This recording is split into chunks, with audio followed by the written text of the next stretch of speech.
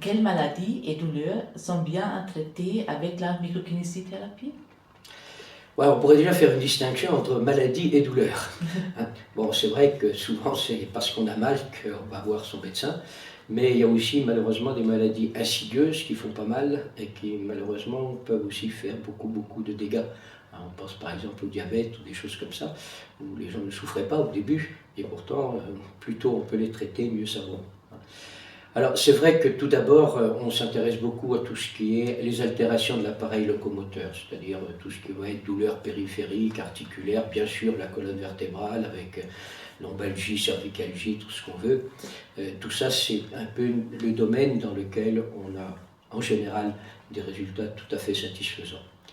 Bien sûr, il y a aussi malheureusement des maladies dans l'appareil locomoteur qui ont une origine qui ne sont pas seulement des traumatismes ou du vieillissement, comme on dit, de l'arthrose, de l'usure, mais qui sont aussi des maladies de type rhumatoïde, etc., dont l'origine est souvent, comme on dit, auto-immune, c'est-à-dire que les maladies auto-immunes provoquées par le corps lui-même. On comprend très bien que les causes sont tout à fait différentes et que là, les résultats sont sans doute plus difficiles à obtenir.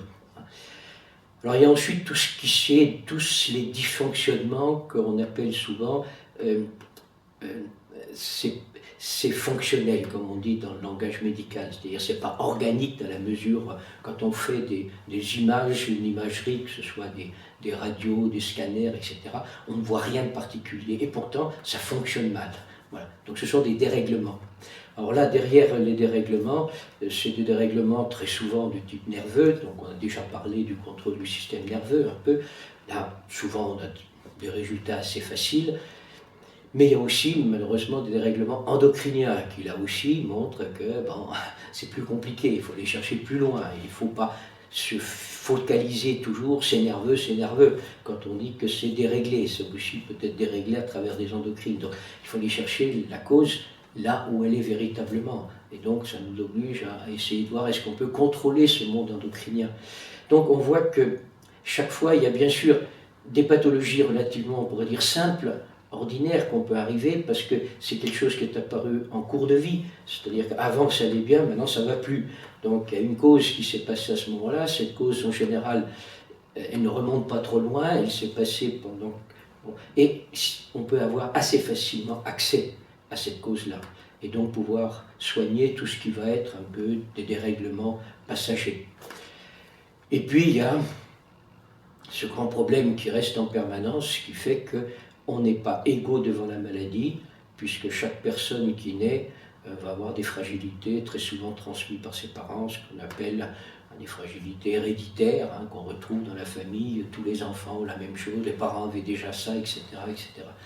Et c'est un peu, on pourrait dire, le berceau de la maladie, parce que dès que ça commence à être des problèmes un peu compliqués, pas quelque chose qui s'est juste passé, c'est que c'est ces mêmes prédispositions, fragilités, sur lesquelles on va en rajouter, jusqu'à ce que ça déborde et que les médecins connaissent très bien ça et ils voient comment petit à petit la maladie de la personne s'accentue, progresse, etc. etc. Alors, est-ce qu'on peut avoir une action là-dessus? Parce que ce serait effectivement quelque chose d'intéressant à pouvoir accéder, auquel on pourrait accéder. Peut-on enlever ces fragilités? Alors on essaye de le faire bien sûr en préventif et on peut sur des enfants effectivement mettre en évidence des zones qui se vérifient sur tous les enfants de la même manière, qu'on retrouve quelquefois aussi sur les parents et qui laissent supposer qu'on peut peut-être aussi accéder à ce type de mémoire, de perturbation qui sont vraisemblablement pas dues à un désordre génétique accidentel, mais vraisemblablement à un passé familial lourd qui a marqué la famille et qui reste inscrit, on pourrait dire, dans cette mémoire familiale. Ce n'est plus la mémoire du corps, mais la mémoire de la famille.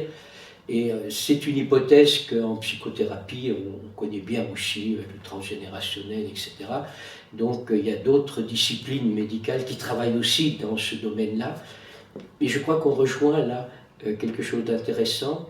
Et il se peut que si on stimule ces zones, le corps puisse là aussi faire quelque chose. Encore une fois, ce n'est pas le thérapeute qui travaille, on va essayer de mettre en route des mécanismes réparateurs de la part du corps, et les observations et les évaluations que l'on peut faire vont plutôt dans le sens de dire il est peut-être possible même de travailler dans cette dimension-là.